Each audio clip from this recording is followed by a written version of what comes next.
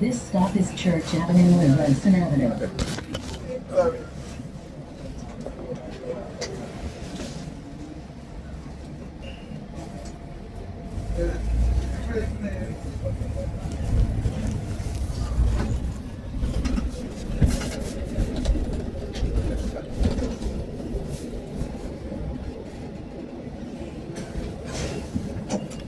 right.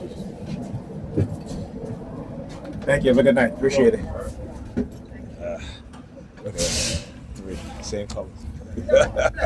That's why she ran to get in front of me. I hit my damn cane. Right? When I tell you guys how they stage these shits, this is what I'm talking about. They get these European females to engage in stalking and psychological harassment. Right? She saw me. She waited until get ready to get up, and she jumped and ran in front of me. Why? Because of what their stage. Talking about the colors in threes, right? The color red in threes. This is what they do. And then the woman sitting next to me, not next to me, across from me, she kept kicking her feet up, right? Again, shit like what they do. Like little girls, how they will sit down on a chair and they'll start kicking their feet up back and forth. That's what she was doing. Grown ass woman. She's old too. She's but like I said, they give them a childlike mindset, right? So they never grow, even in their old age. In terms of mentality, they have a childlike mentality, and that's most black people, right? But in particular, Negropeans. That's the vast majority of Negropeans, right? They, because of religion, right? Religion don't teach them anything except to believe in nonsense. And so, we, as a people, we have a deficit because, we live under a system that has created within our minds, the type of people that it wants to create. All right, and anybody that deviates from that programming, or if you come from a certain bloodline, that in which that you as a descendant will, wake up or realize at an early age the programming and deviate from it.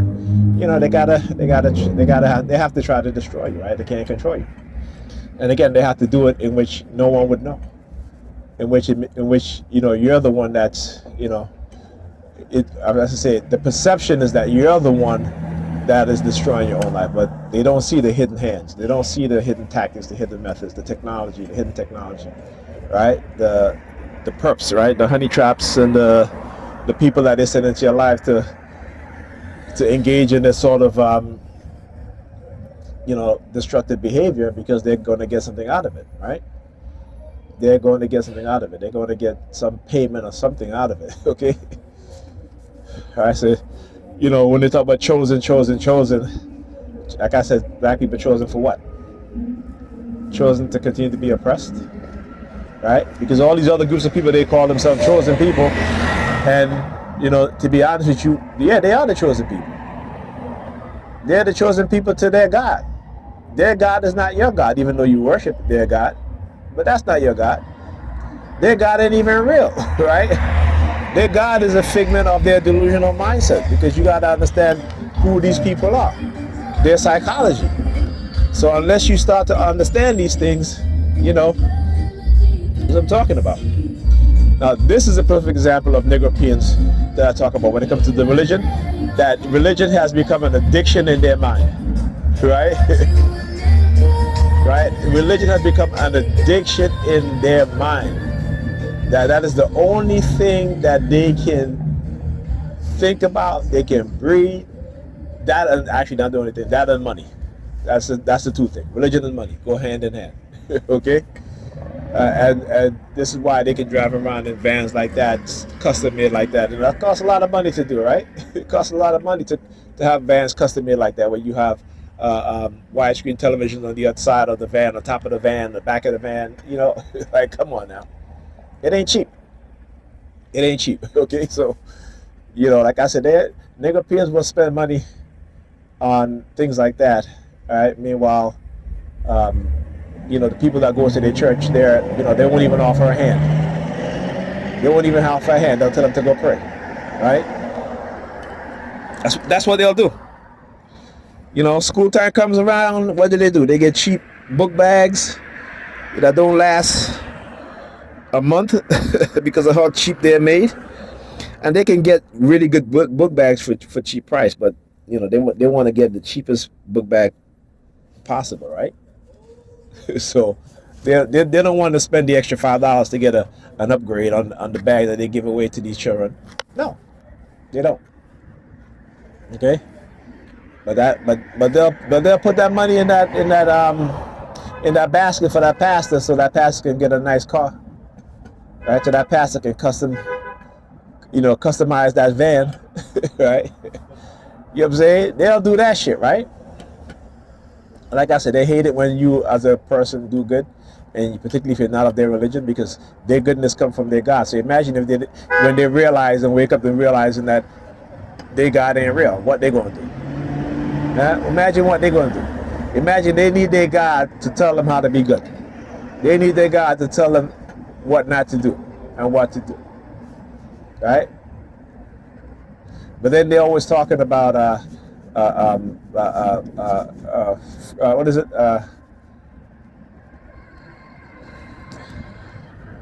Freedom of will, right? You know, they always talk about that, right? You got freedom of will.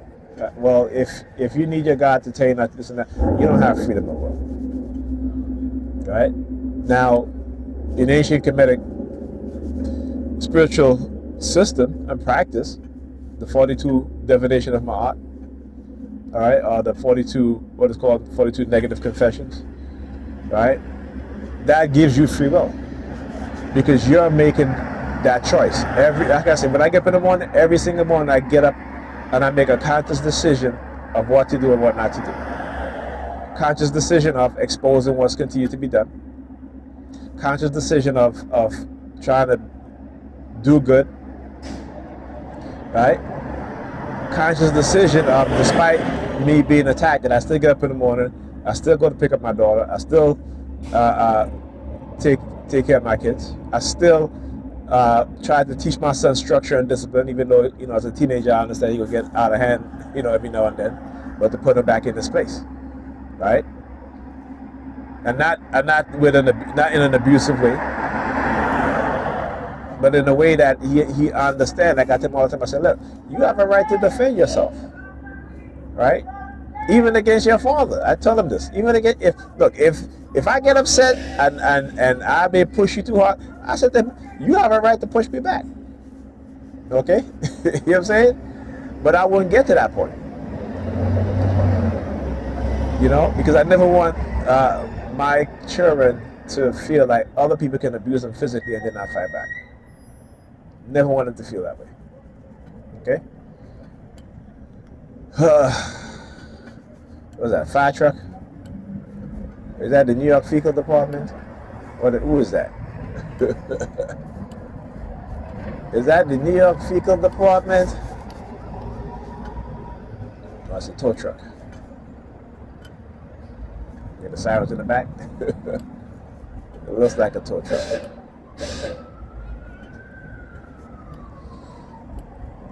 Yeah. So, you know, like you guys heard in the video, like I tell them, I said, listen, I tell my daughter to tell the teacher. But if the teacher is not going to do anything about it, and these kids are going to continue to bully my daughter, she has a right to defend herself. So don't call me when she defends herself. Now, if she's the aggressor, then you can call me. Oh, that's not, okay. That's a dump truck. All right. You know, then you can call me, right? But I know you're not gonna call me because she's not that type of child. I didn't raise her to be that way. All right. But if these cult fanatics, these religious sadistic dumbasses, right, is setting their children to target my daughter, then she has a right to defend herself. And I said that I'm putting it on record to let you know. So that I told you the history. They used to do this in her other school.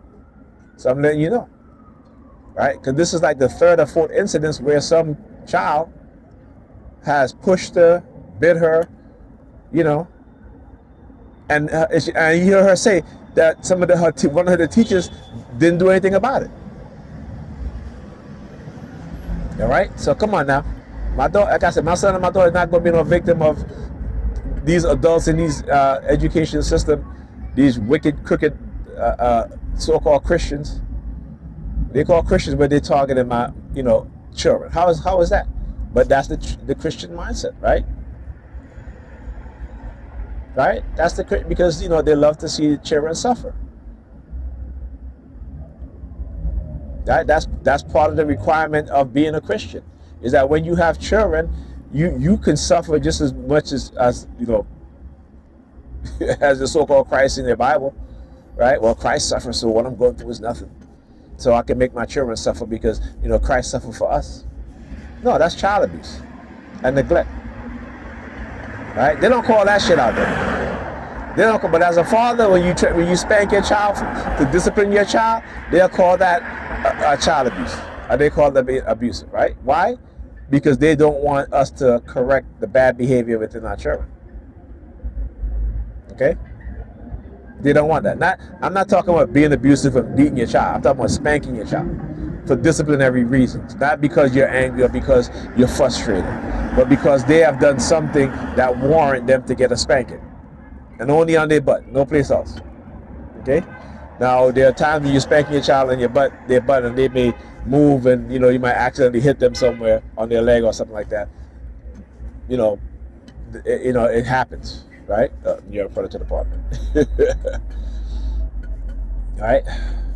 But, like I said, you don't do it all the time, right? And as they get older, you have to know that when they reach a certain age, you can no longer spank them. Right? And again, you have to understand child psychology. Because you see, a lot of these people who call themselves psychiatrists, right? They're not in it for the benefit of your child, or treating your child in a way that's more positive towards your child. They're about that money. They're about prescribing pills, and that's it. As if pills is going to fix the problem. Pills have never fixed the problem. Those pills either make you feel worse, or feel, give you a heightened sense of excitement. They just say make you feel good. No, it doesn't make you feel good. Okay? It's a reason why they used to do talk therapy, but the pharmaceutical companies were like, hey, we want to make money here. We're going to push these pills. And guess what? Long-term use of those pills will destroy your central nervous system or your children's central nervous system, particularly when you're giving them these pills at a young age. And particularly because these women who are raising these children do not want to discipline or to create structure or to create good study habits within their children, because they're working, and after work they want to go have fun. They don't want to come home and cook and do all of that stuff. That's why you see them buying fast food for their children all the damn time. That's why our children are so damn unhealthy. And I said our children, you know what I'm saying? Because my children are not unhealthy. They're not fat. They're not obese. You know what I'm saying? But if it was up to their mother, they'd be eating fast food every damn night. I used to cook for my kids every single day. Well, not every single day, because sometimes we have leftovers. But there were times when I cooked, they wouldn't have fast food for an entire month, even 2 months, because I cook all the time. And if they do have fast food, it's a treat, and they still have it as a treat. So tonight, look, she goes out to dinner tonight, and then before she goes, she buys the kids Chipotle, right? You know what I'm saying? Yesterday she was complaining about how her leg hurt. She could barely get up out of bed to take our daughter to school. She didn't get our daughter to school yesterday until, again, after 10 o'clock. And again this morning, minutes to 10. Right? But all of a sudden, her foot just miraculously healed that she can go out tonight, right? She can go have dinner. Right? And then she tells my daughter, oh, I know how you are. You don't want to do homework, so you fake this and that. She does the exact same thing. She does the exact, and I told her this. I said she learns it from you. She does the exact same thing that you do. She's doing it. Okay? So You know, like I said, I think years and years ago, I said you need to look at therapy. I told her, I said this is going to happen. I'm a TI. They're going to start. They're going to try to break us up. They're going to use honey traps. But you know, with her mindset, her narcissistic mindset, she's like, okay, you know what? They're going to send me honey traps. Hey, I'm good with that. But here's the thing: you don't know what they're sent there to do to you, right? And knowing how she loves to sleep. You know, they could have been doing all kind of shit to her. She wouldn't even know. They could have drugged her. They could have done all kind of shit to her. You know, but these women are, you know, they don't think. They don't think. They have been brainwashed, manipulated by other women also. And I keep saying when the women start to look at the patterns and start to see the patterns, particularly when it comes to them and their friends who are single, particularly for married women should not be hanging out with single women. No way, no how. No. The single woman will help them to destroy their marriage. Because these women are very jealous of each other. They're very catty, and misery loves company. But as soon as they break up that marriage or that relationship, or help to break up that marriage relationship, guess what? Those very same women, they get into a relationship. And they're going to do everything that they told you that you should not do in your marriage and in your relationship. You'll see them do the exact same thing. Hear the sirens? Yeah, because I'm right. I'm right. I see it all the time. I see it all the time. Right?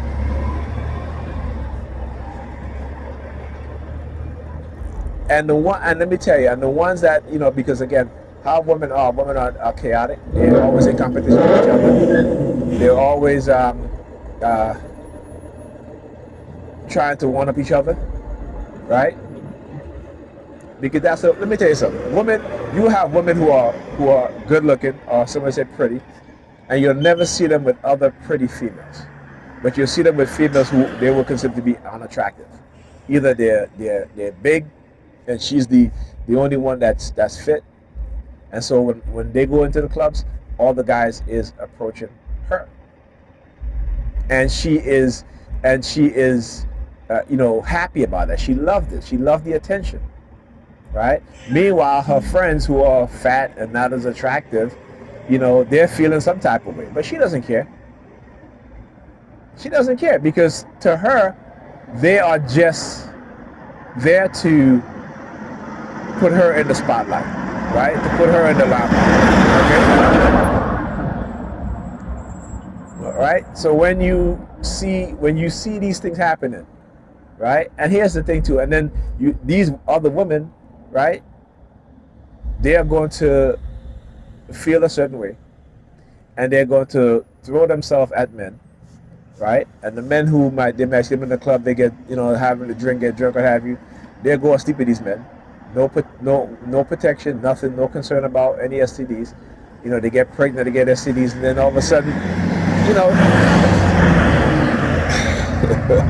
they got no license plate in the back. Is that a police? Might be a police.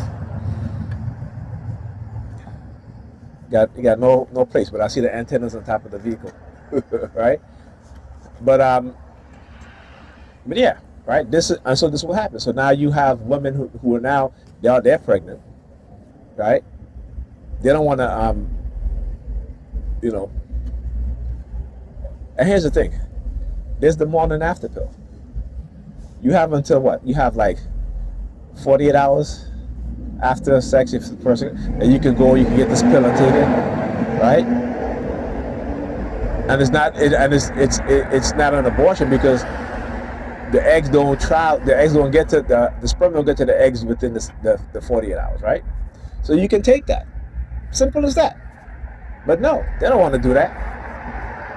They won't do that at all because you know why? They feel unloved, and so they want something to love, but it's not really love. It's not really love because they don't think about the hardship that they have to go through with carrying this child, raising this child by themselves. Because you know that dude, he ain't trying to get in relationship with them. They're not, because they're not willing to do what they need to do to say, okay, you know what? Let me find out what it is that he wants, right? Let me find out what it is that he wants. And then some of them don't even get the guy number. Or the guy gives them a fake number because you want to sleep with them. Then now what? But these are the decisions women make. And particularly, like I said, women need to become very conscious of what is happening to them and what is going on. They need to become very conscious. Men have to become very conscious in understanding that we are each other. We are the ops for women, and our women are the ops for us. So how do we stop being the ops of one another? Through knowledge, through understanding of what's going on, through understanding how our environment shapes our personalities, and how we're put in an environment that shapes our personalities to be exactly how our oppressors want us to be. It's not an act of God or nature, right? It is white supremacy and white supremacists, right, putting their plans into action. And because we as black people are at the bottom of the society, and then the bourgeoisies and monsters don't give a damn about their people because they don't see us as their people, right? They live in white society, and all that's matters to them. You know, they can sleep with white women, they can sleep with white men, they can marry them. You know, a few of them do marry white people. You know, but this, you know, white people just use them as tools. Right? There's really any genuine love or like there. Right? There's fetishization. You know what I'm saying? Like, look, Holly Berry found out, right? 2 white guys she married. Guess what? Both of them have custody of. I have number 32 on it. Both white men have custodies of her children, her children. Not her. She pays them child support. Okay? She pays them child support. Right? Because they find out that when they go into that courtroom, right, that they don't hold the cards like they do like if it was a black man. That it is the white man that holds the cards. But if it was a black man, they would have held the cards. They would have gotten what it is that they wanted. And so, like I said, you know, our women tend to be oblivious to these things. They tend to be oblivious and not know these things. Right? Listen, we should know that we have no privacy in the United States, particularly in the black community. But we don't tell our children that. We're not honest with our children. Okay? we are not honest with our children. We don't tell our children, listen, you know, you have no privacy, so you need to be very careful of who you come around. Okay? Because there are those amongst us who have been conditioned with a certain personality trait to lead you, and particularly if you're a good person, astray. You know what I'm saying? So, you know, like I remember, you know, early in my talk, and then they were testing me to see, you know, how they can manipulate me, sending people towards me, you know, trying to offer me drugs and shit like that. Like, no, I've never been a drug user, never will be. So they know they couldn't use that against me. Right? Even when they start sending me subliminal message about, you know, taking my disability, or they're gonna lie and say that I smoke weed or I take drugs, I'm like, okay, motherfuckers, y'all can go ahead because I don't smoke. Nobody can tell you that they see me smoking or see me doing drugs. Okay? No one can. I mean, they can say that, but it's a damn lie. I don't smoke, I don't do drugs, and I don't drink. The last time I had a drink was what? Over a decade ago, and that's Guinness and milk. That's a Caribbean drink, right? You mix Guinness, you take Guinness, and you take condensed milk, the sweet milk, and, you know, nutmeg and egg. You blend it together, but it's not, you know, you don't drink it like you drink beer. But other than that, I haven't drunk in over 10 years, over a decade. And even when I used to drink, I didn't drink hard liquor. I don't drink rum. I don't drink none of that shit. All right? I mean, you know, back in my younger days, I may have a rum and coke, you know, but that's only one because I know I can't handle that liquor, so I don't even try. All right? But again, some of the strangest things used to happen to me too, even before, you know, I become aware. While my brother was being targeted, which I didn't know. You know, if you guys ever heard of Bailey's drink, the Irish cream. So we never drink it straight up. We always mix it with milk, right? So half milk, and it's like a quarter, the small cups, a quarter cup of the Baileys, and then you fill it to about 3/4 with milk, right? Very watered down. You have to drink a lot of this to give you a nice little buzz. But usually if you're cold, you can drink it. You get a little warm, and that's it. You don't really get drunk off those things, right? You don't even get tipsy off those things. And I remember when I used to go out, leaving the club early in the morning, and just I usually drink like either pineapple juice, cranberry juice, or water, because I work out. I was working out, and I have like a Guinness of milk. And there are times when I leave the club and I have a buzz. I'm like, wait a minute, I didn't even think about it. So what I would do is that I would get in the car, and just go to sleep. Because I don't know, at the time you don't think about these things, right? You're like, okay, I got a buzz, but I only have one Guinness of milk, so why am I, feeling this? But I never drink. That is how conscious I was. Never would I even drive drinking like that, right? Not say drinking like that, but when if I feel some sort of buzz, I would never drive. So I would just stay in the car and go to sleep. Right? Sleep for about 2-3 hours, wake up, and then go home.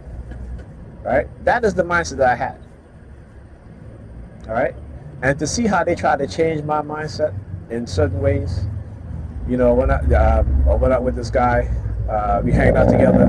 Not like we had a date like that, but it was a buddy of mine that we worked together, and he was like, "Well, let's go to this club over here." This and I was like, fine, fine. Club was kind of lame. So we're in the club, but he takes this packet out of his pocket, right? It's wrapped in foil, and he opened it up, and he asked me, "You want some of this?" And I'm like, "Hell no!" I'm like, "Why you offering me drugs, man?" You know what I'm saying? Because here's the thing too. I find it strange that he wanted to hang out with me. That he was like, "Yo, let's go hang out here." I find it very strange because me and this dude never really hang out. You know what I'm saying? Like we crack jokes and stuff like that, but we never really, until one night he said, I'm like, yeah, because they were trying to see if they can manipulate me into doing drugs. And your Predator department? Yeah. These are the motherfuckers who are doing this shit. Getting people to try to get me hooked on drugs. New York Predator department. Right? And after that, I never hung out with him again. After that, I'd be, I see him at work, but I never have the conversation that we used to have before. I never used to do that.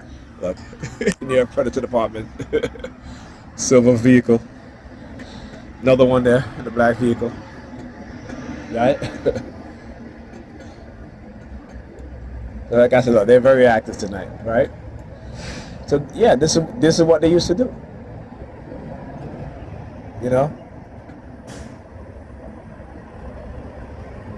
And then one night I went on a date, and I had a glass of wine, and I was driving, and I would say within like 20 minutes of me driving, I started to feel weird. And it's funny too, because when I look back at it, that waiter, white dude, he had a big smile on his face. He was like grinning really hard. And I said to my dad, "Why is he smiling so hard?" But again, it shows you that there are people out there who are engaging in nefarious things, particularly those who are connected to those within law enforcement or within these cults, that when they want to target someone, either for game or whatever they sick, twisted minds have, that's what they'll do, right? And a lot of us won't even know. Talk about the crack cocaine, right? Epidemic hit black people. Demonizing black men and black women for using. Meanwhile, this shit was all orchestrated by the U.S. government, right? And even to this day, even though we know Gary Webb, who wrote an expose on this, who wrote a book on it called Darker Lines, interviews, and he has been proven right. Even to this day, our government will lie and deny it and say, oh, well, we didn't really. Yes, they did. I mean, do we really trust this government? Huh? Do we really trust it? I don't understand why we even trust this government. They lie. They're always going to lie. They're not about telling us the truth. Because they don't look. The American people voted these people into office, and they don't work for the American people. They never have. They never have. Look, New York Fecal Department. Look at that. Oh, he's smoking a cigarette. How you in the fire department and you smoking in your vehicle? You know what I'm saying? Like I said, that's the shit that kills me, man. These people, they don't, they don't. It's like what it's like. Do as I say and not as I do. Right? So they are bad examples. That's who they are. They are bad examples. Right? And I posted an article about the psychopathic personality traits and the dark triad traits within law enforcement officers. I gotta go finish reading it, but it's like I said, I always knew that when I found that video on the dark triad personality traits, they didn't like it at all. I posted that shit. I watched it, posted that shit, and they took that shit off of YouTube. I'm like, yeah, it must have. What did Brother Leo say in England? He said they're like, like you throw a stone and whichever dog get hit by the stone, the dog holler. Okay, man. All right, the dog holler. That's who they are. Look, same color. Look, they running that color.